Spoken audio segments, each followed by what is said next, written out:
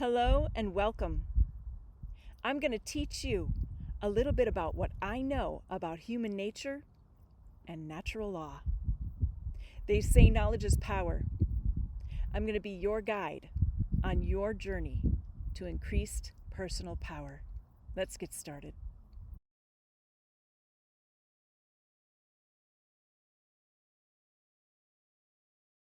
Today we're going to cover the very interesting topic of instincts.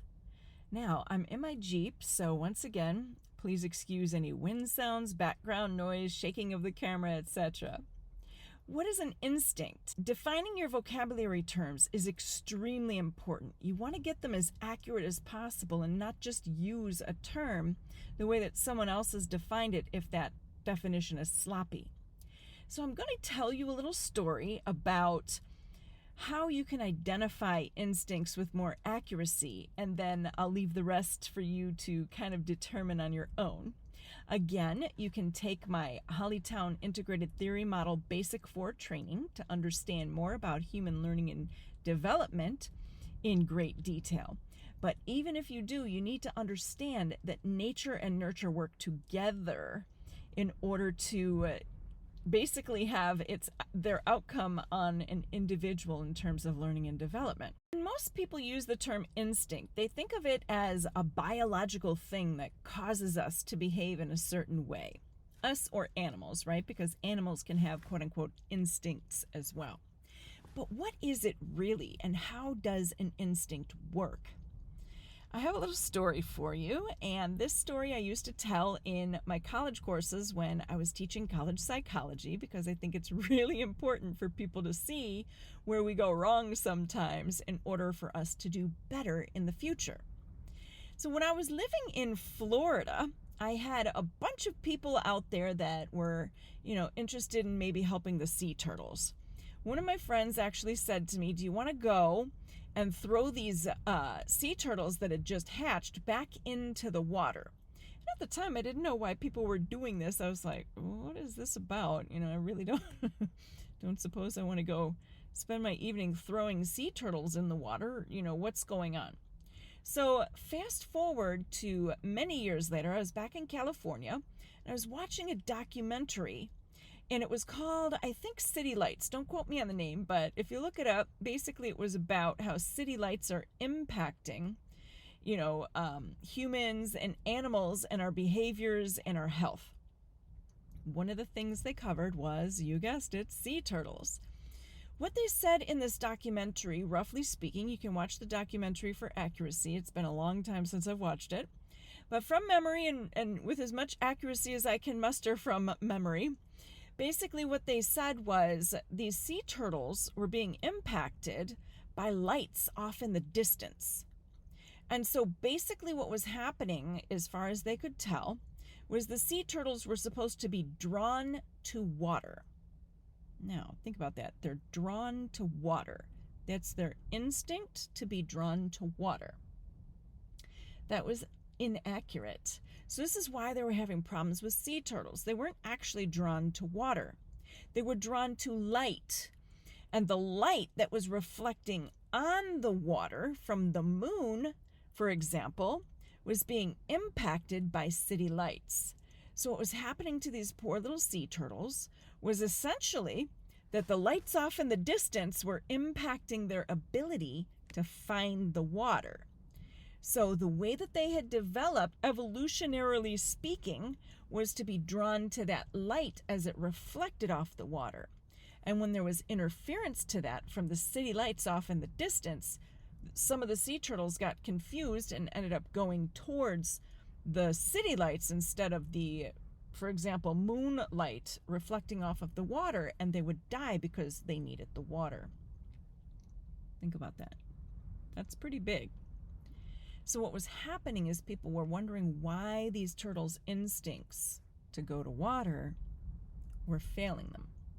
So they would just go and they would throw the turtles into the water. That wasn't really solving the issue. How many sea turtles can you really throw back into the water? Do you want to do this every time that the sea turtles hatch, etc.? Is there a better way, is my point. So identifying the actual instinct And the actual mechanism in terms of what's creating this instinctual behavior in an animal, such as a human being or a sea turtle, whatever, bottom line is you've got to take a look at the details. And once you start to look, you say, okay, they're having trouble going to the water. Is it something that's a breakdown in, this instinct itself, or are we misidentifying something? Because to me, it would be much easier to kind of maybe see where the sea turtle nests are, maybe put something up that's a barrier, and then shine the light on the water, and then the sea turtles will probably go to the water that way, as opposed to people trying to find and pick up all these sea turtles and throw them in the water by hand. You see how you can get maybe a more accurate way to intervene in terms of problem solution if you have an accurate way of seeing what's going on. Now think about this with regard to human beings.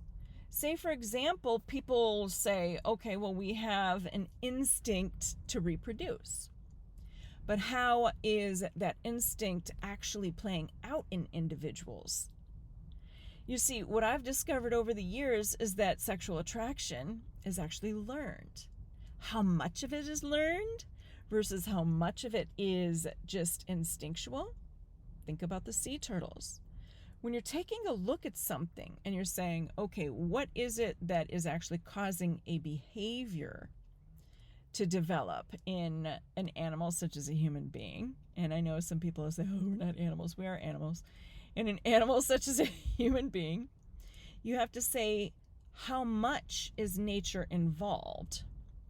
Human beings are set up, biologically speaking, to record their environment.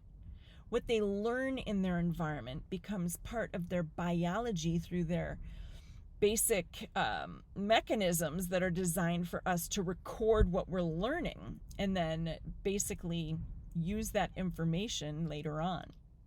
Now, back in 2020, I actually solved the nature-nurture argument, and man, that was absolutely incredible. That doesn't mean I have the level of detail that I need to have to be completely able to identify every single thing that I see in a human being extremely quickly. I am still a human being myself, after all. But when you take a look at the way that nature and nurture interact, in human beings, we are designed to record what we learn. Those recordings are our biology. So basically what I'm saying is, you learn something, your body creates mechanisms inside of you, like neural pathways, emotional connections to those neural pathways, say through the vagus nerve, etc. And all of this becomes who we are. So yes, we may feel an attraction to, say, for example, a particular person and not know why that particular person is so impactful to us. But what I have noticed too is that as you have more interference with gender development and more gender confusion starts to happen, because in our environment, younger and younger children are being exposed to these concepts they don't need to be exposed to. And they're being exposed to the idea that they can basically become a different sex if they so desire, which is inaccurate as well. When you start to see this, and you start to see how it's impacting the children over time, what I also noticed when we were having some of the discussions in class with my college students, some would come to me and they would say, I don't have any real sexual attraction. I don't even know where to put it. Like, I'm not sure if I'm attracted to men or women or what. And that kind of shocked me, but it kind of didn't at the same time, because I personally couldn't imagine it, because that hasn't been my experience. But when you're looking at confusion and you're looking at the way that it develops in a person in terms of, say, for example, sexual attraction, but yet you're saying that sexual attraction is an instinctual biological thing, where's that line? You see where I'm going with this? So think about that sea turtle thing. Think about what instinct really is.